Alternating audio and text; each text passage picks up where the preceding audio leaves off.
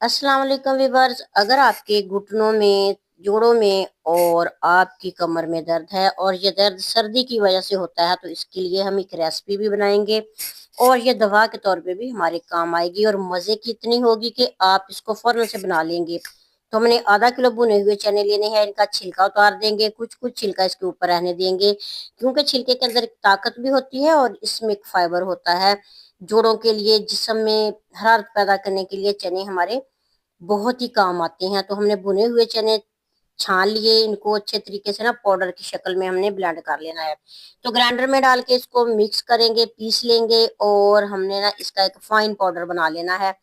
इस तरीके से हमने सारे चने जो है इनका आटा बना लिया और इसके साथ हम मजे की रेसिपी बनाएंगे। तो हमने ना एक नारियल ले लेना है पूरा और इस नारियल को हमने क्रश कर लेना है।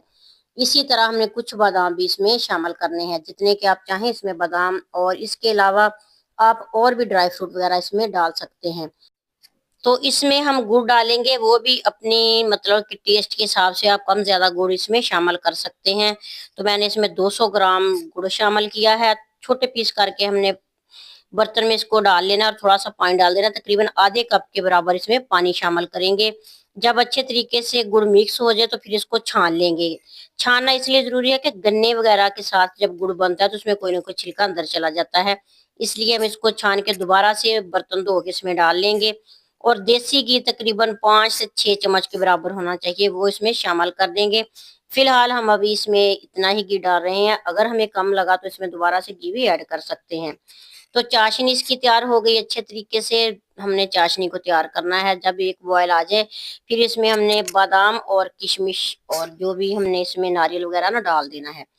तो साथ ही हम इसमें चने का आटा डालेंगे और आंच बिल्कुल हल्की करके मिक्स करेंगे, क्योंकि चने खुश्क होते हैं। जैसे ही हम इसको चाशनी में डालेंगे तो ये फौरन से खुश्क होना शुरू हो जाएंगे।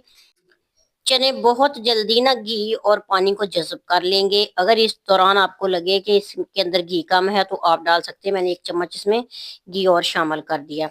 तो जब पैंदे से हट जाए ना चने तो हम इसको हम निकाल लेंगे, यानी कि चूल्हा बंद कर देंगे और डिश आउट कर लेंगे। ये देखें चने की पंजीरी कैसी बनी है, मज़े की देसी घी के साथ। तो बुजुर्गों के लिए ये बहुत ही फायदेमंद है और इसके अलावा सर्दी से बचने के लिए ये वाली रेसिपी बहुत बेहतर है। और अगर आप इसके लड्डू बनाना चाहते हैं तो वो भी मैं आपको बता देती हूँ कि थोड़ी सी ठंडी होने के बाद ना हम इसके गोल गोल से लड्डू बना के रख लेंगे। तो चने के ये लड्डू जो है ना बहुत ही मजे के और बहुत ताकतवर हैं। ये बिनाई को भी बढ़ाते हैं, इसके अलावा जोड़ों के दर्द को दूर करते हैं, सर्दी से बचाते हैं। और चने जो है ना ताकत का खजाना है। आप यही वाला एक लड्डू गर्म दूध के साथ पियेंगे तो आपको माशाल्लाह सर्दी से फाका होगा और जोड़ों का दर्द भी खत्म हो जाएगा। अल्लाह ताला आप सबको अपनी हिफ्ज़ में रखे। अल्लाह हाफ़िज़।